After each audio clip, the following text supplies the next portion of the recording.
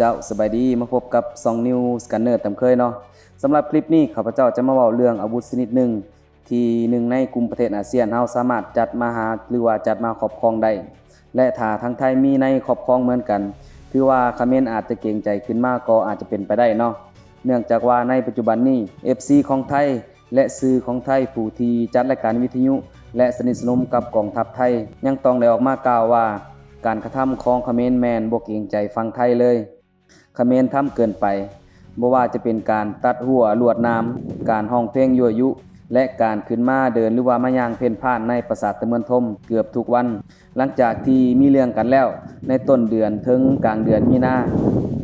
ก็คือเดือนนี้เองเนาะเขมรยังกล้ามาเดินเพ่นพ่านเกือบทุกวันเขมรเขากำลังทำเกินเหตุนะทำเกินไปนะฮะหนึ่งมาเพื่อจะแสดงว่าฉันไม่กลัวไม่เกรงใจในประเทศไทยเลยมาเดินกันคือมันไม่ใช่มาเที่ยวไงไม่ใช่มาไหว้พระไงถ้าว่าเรื่องนี้เป็นความจริงแม่นถือว่าน่าเห็นใจฝั่งไทยหลายเนาะฉะนั้นแล้วพวกเรามาเบิ่งอาวุธชนิดนี้นํกันของฟิลิปปินส์เนาะที่ฟิลิปปินส์มีในครอบครองซึ่งมันก็เฮ็ดให้หนึ่งในมหาอำนาจของโลกก็ยังรู้สึกเกรงใจอย่างประเทศจีนก็รู้สึกว่ามีความกังวลบ่หลายก็น้อยเนาะระบบนี้ก็คือระบบไทโฟนซึ่งเป็นหนึ่งในระบบที่ทันสมัยที่สุดในภูมิภาคนี้สามารถยิงขีปนาวุธหรือว่าลูกศรไฟได้หลายแบบและมีหลายระยะระดับ500กิโลเมตรและก็ยังมีรุ่นที่ยิงได้ 2,500 หรือว่า 3,000 กิโลเมตรก็มีซึ่งเป็นระบบที่ผลิตโดยสหรัฐพวกเรามาเบิ่งนํกันเนาะว่าด้วยเหตุผลใดฟิลิปปินส์จึงสามารถรับมาครอบครองได้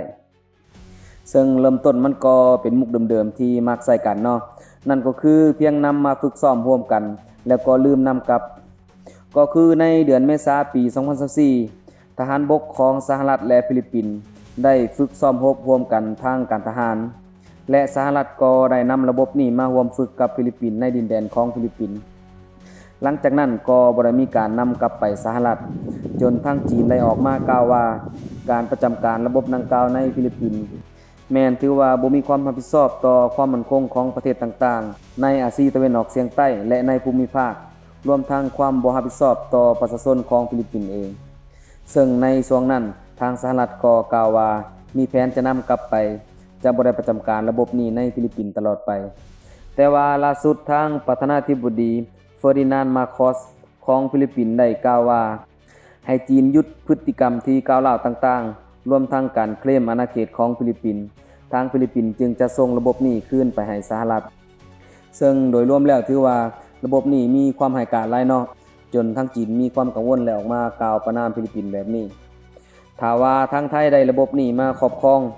แน่นอนว่าปัญหาชายแดนของไทยกับประเทศต่างๆและกับเขมรเองก็อาจจะเกรงใจไทยขึ้นมาแน่กว่านี้เนาะแต่ว่าถึงอย่างไรก็ตามการที่ไทยจะครอบครองระบบขีปนาวุธที่มีความร้ายกาจและมีพิสัยไกลแบบนั้นแม้นมีความเป็นไปได้ยากเนาะอาจจะมีความเป็นไปได้แต่ว่าน้อยที่สุดเนื่องจากว่ามันมีหลายนโยบายสนธิสัญญาครอบคลุมอยู่โดยเฉพาะแม้นนโยบายทางการทูตในภูมิภาคบ่ว่าจะเป็นสนธิสัญญาไมตรีและความร่วมมือหรือว่า TAC ขอตกลงเรื่องการสร้างกลุ่มประเทศอาเซียนเป็นเขตปลอดอาวุธนิวเคลียร์ซึ่งการตกลงต่างๆเหล่านี้แม่นบ่ส่งเสริมให้กลุ่มประเทศอาเซียน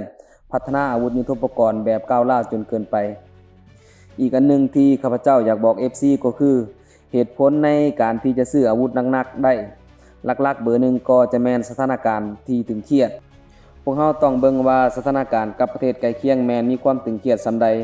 เนื่องจากว่าชาวโลกและประชาชนภายในประเทศก็จะต่อต้านเกี่ยวกับการจัดหาอาวุธที่เกินคำว่าป้องกันตนเอง